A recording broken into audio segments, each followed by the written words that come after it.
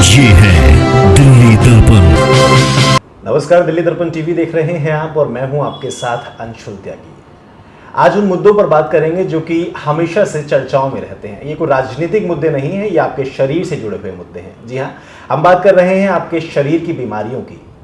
कई बार आपने देखा होगा कि आपके पेट में लगातार दर्द रहता है। किन वजहों से वो दर्द होता है, क्या कारण होते हैं, इन सभी पर बात करने के लिए मेरे साथ मौजूद हैं डॉक्टर गंगाराम अस्पताल से गैस्ट्रो स्पेशलिस्ट डॉक्टर विकास सिंगला जी। इनसे जानेंगे कि आखिर किस तरह से पेट में दर्द होता है, किन किन तरहों से होता है, किन वजहों से होता है और इसके पीछे क्या क्या कारण हो सकते हैं और कैसे इसे हटाया जा सकता है। तो विकास जी, आपका बहुत बहुत स्वागत है। मैं आपसे जानना चाहूँगा कि ये दर्द जो पेट में अमूमन हर एक व्यक्ति के सुनने को मिलता है, ये किस वजह से होता है, क्या क्या इनके कारण हो सकते हैं? धन्यवाद अंशुल जी, आपने एक बहुत ही सही मुद्दा उठाया कि पेट में दर्द क्यों होता है। मैं आपको बता सकता हूँ कि पेट में दर्द होना एक बहुत ही कॉमन कंडीशन है। कई बार ये बहुत ही मामूली बीमारी से होता है जिसका हम आराम से इलाज कर सकते हैं। दूसरी तरफ ये कुछ सीरियस कंडीशंस के कारण भी हो सकता है। यदि हम कारण के बारे में जानना चाहें तो पहले हम पेन को दो तरह से डिवाइड करते हैं, एक्यूट पेन और क्रोनिक पेन। एक्यूट पेन का मतलब है कि पेन की ड्यूरेशन 1 या 2 दिन है और ये बहुत ही सीवियर पेन है जिसके लिए मरीज को इंजेक्शन लगाना पड़ सकता है। दूसरी तरफ जो क्रोनिक पेन है वो महीनों महीने चलता है, मामूली दर्द होता है जिसके लिए इंजेक्शन की आवश्यकता नहीं पड़ती है। तो पहले अगर हम बात करें एक्यूट पेन की, एक्यूट पेन का मतलब हुआ कि बहुत ही तेज़ दर्द है, आपको इमरजेंसी जाना पड़ता है। तो इसके लिए यदि ये दर्द पेट के ऊपरी हिस्से में, ऊपरी हिस्से का मतलब है कि ये हमारी नाभि से ऊपर है, तो ये गोल ब्लैडर में पथरी होने से हो सकता है या ये पेनक्रियाज में सूजन होने से हो सकता है। पेनक्रियाज एक ग्लैंड है जो एंजाइम बनाती है हमारा खाना पचाने के लिए। तो अगर पेनक्रियाज में स्वेलिंग आ जाए, इसे हम एक्यूट पेनक्रियाटाइटिस बोलते हैं, जिससे भी पेट में एक्यूट पेन हो सकता है।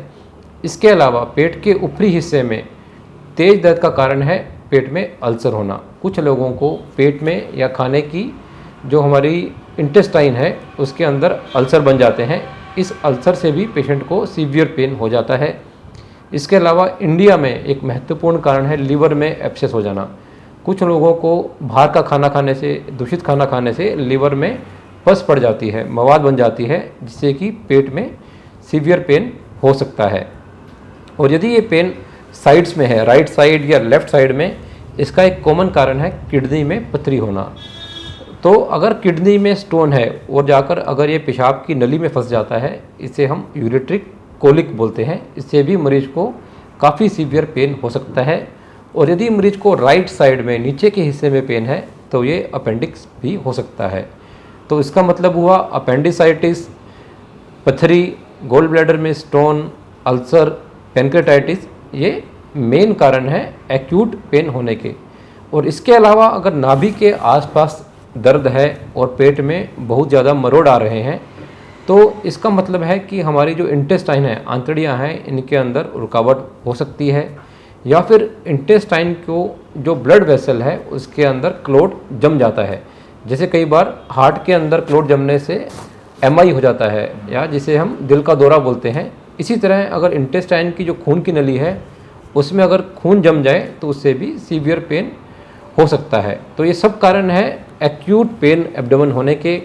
एक्यूट पेन को कभी भी इग्नोर नहीं करना चाहिए और हमें तुरंत इमरजेंसी जाकर डॉक्टरी सलाह लेनी चाहिए।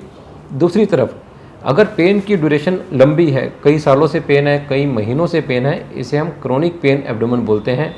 यदि ये नाभि के ऊपरी हिस्से में है तो इसका एक कारण होता है गैस्ट्राइटिस। गैस्ट्राइटिस का मतलब है कि पेट में सूजन आ गई है या खाना ठीक तरह से डाइजेस्ट नहीं हो रहा है। इससे पेशेंट को क्रोनिक अपर पार्ट में एब्डोमिनल पेन हो सकता है। इसके अलावा अगर पेन निचले हिस्से में है तो ये IBS, जिसे हम इरिटेबल बाउल सिंड्रोम बोलते हैं, ये भी एक कॉमन कारण है क्रोनिक पेन होने का।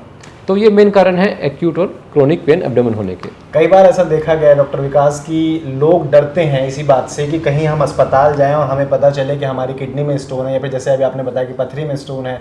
कई सारे कारण हैं जिसमें आपने बताया कि स्टोन भी हमें नजर आता है। तो लोग डरते हैं इसी बात से कि वो जाते हैं मेडिकल से और दवाई ले आते हैं कि किसी तरह से ये दर्द खत्म हो जाए। लेकिन आपने जैसे बताया कि जब स्टोन बढ़ जाता है तो दिक्कत ज़्यादा बढ़ जाती है। तो कैसे इस चीज़ को पता चले कि हमारे पेट में जो है वो दर्द स्टोन का होने वाला है, और वो स्टोन का अगर दर्द है तो उसे कितने समय तक आपको बाहर निकलवा देना चाहिए, फिर उसे खत्म करवा देना चाहिए? तो आपने एक बहुत ही जायज़ सवाल उठाया है। जो हमारे पेट में स्टोन बनते हैं, या तो वो गोल ब्लैडर में बनता है या वो हमारी किडनी में बनता है। दोनों का अलग अलग इलाज है और दोनों को हम अल्ट्रासाउंड से डायग्नोस कर लेते हैं। जो गोल ब्लैडर का स्टोन है वो अल्ट्रासाउंड में बेहतर दिखता है, और जो किडनी का स्टोन है वो हमें एक्सरे, सीटी स्कैन और अल्ट्रासाउंड तीनों में नज़र आता है। तो अगर किसी को गोल ब्लैडर में स्टोन है और उसको पेन हो रहा है, तो ऐसे मरीज को गोल ब्लैडर की सर्जरी की सलाह दी जाती है। एक बार यदि गोल ब्लैडर स्टोन पेन कर रहा है, इसे हम सिम्टोमेटिक गोल ब्लैडर स्टोन बोलते हैं, इसका ऑपरेशन बहुत ही ज़रूरी है। दूसरी तरफ अगर गोल ब्लैडर में स्टोन है, अगर वो पेन नहीं कर रहा है, तो ऐसे गोल ब्लैडर स्टोन को हम छोड़ सकते हैं और रिपीटेड अल्ट्रासाउंड से इसको हम फॉलो कर सकते हैं, परंतु पेन होने के बाद इसको निकालना ज़रूरी है। दूसरी तरफ अगर किडनी के स्टोन पेन कर रहे हैं, इनको हम कंजर्वेटिवली ट्रीट करते हैं। हम मरीज को आईवी फ्लूइड देते हैं, पेन किलर देते हैं, कुछ दवाइयाँ देते हैं जिससे पेशाब की नली रिलैक्स हो जाती है और पेशाब में स्टोन निकल जाता है। और यदि स्टोन बड़ा है तो ऐसे मरीजों को हम लिथोट्रिप्सी की सलाह देते हैं। तो कहने का मतलब है किडनी स्टोन और गोल ब्लैडर स्टोन को हम आराम से डायग्नोस कर सकते हैं और इनको हम आराम से इलाज भी कर सकते हैं। कई बार हमने देखा है कि जब लोग घर पर होते हैं तो खट्टी डकारें आना, रात भर परेशान रहना, गैस बन जाना, तो लोग इनो का इस्तेमाल करते हैं, फिर ऐसे किसी चूर्ण का इस्तेमाल करते हैं जिससे उन्हें लगता है कि शायद रात भर में आराम मिल जाएगा। और एक दो बार ऐसा देखा भी गया है कि आराम मिल जाता है, लेकिन उसके बाद अगेन उसी तरह की चीज़ें उनके साथ सिम्टम्स जो है वो होने लग जाते हैं। तो ऐसे समय पर क्या करें? यदि आपको कभी कभी सिम्टम आता है, जैसे आपने खाना बाहर खाया और रात को थोड़ी जलन लग रही है, तो आप ऐसे में एंटासिड्स का इस्तेमाल कर सकते हैं। परंतु मैं आपको एक बात बताना चाहूँगा, कुछ लोग को गैस बनती है, उनको लगता है कि पेट की दिक्कत है, परंतु ऐसे कुछ मरीजों को हार्ट की दिक्कत भी हो सकती है। हमने ऐसे ऐसे मरीज देखे हैं जिनको दिल का दौरा पड़ा हुआ होता है और उनको लगता है कि गैस बन रही है। अगर आपके सिम्टम चलने से रिलेटेड हैं, अगर आपको लगता है कि आपको सीढ़ियों से चढ़ने पर या कुछ दूरी चलने पर सिम्टम आते हैं और बैठने पे सिम्टम ठीक हो जाते हैं, इसका डायरेक्ट रिलेशन आपके दिल से है। आपको तुरंत कार्डियोलॉजिस्ट को दिखाना चाहिए। दूसरी तरफ अगर आपकी उम्र कम है, आप स्मोकिंग करते हैं, खाना बाहर का खा रहे हैं, ज़्यादा ऑयल खा रहे हैं, उसके बाद थोड़ा पेट में जलन है, उसमें आप एंटासिड्स लेकर देख सकते हैं। परंतु मेरी फिर भी एडवाइस है कि एक बार आपको अपने डॉक्टर को दिखाना चाहिए। बिना डॉक्टर को दिखाए दवाई लेना हानिकारक हो सकता है, ये हमें बता रहे हैं डॉक्टर विकास सिंघला। तो कोशिश कीजिए कि अगर मामूली सा दर्द भी आपके पेट में है तो उसे 1 या 2 बार के बाद आप ना खींचे, सीधा डॉक्टर के पास जाएं और इलाज लें, वरना वो आपके लिए हानिकारक साबित हो सकता है। बने रहिएगा हमारे साथ दिल्ली दर्पण टीवी पर। ऐसे ही तमाम चीज़ों के बारे में, ऐसी ही तमाम बीमारियों के नुस्खे और कैसे आप उन्हें सॉल्व कर सकते हैं, कैसे आप उनसे बच सकते हैं, उनके बारे में हम बताते रहेंगे। कैमरामैन सोनू के साथ मैं अंशुल त्यागी, दिल्ली।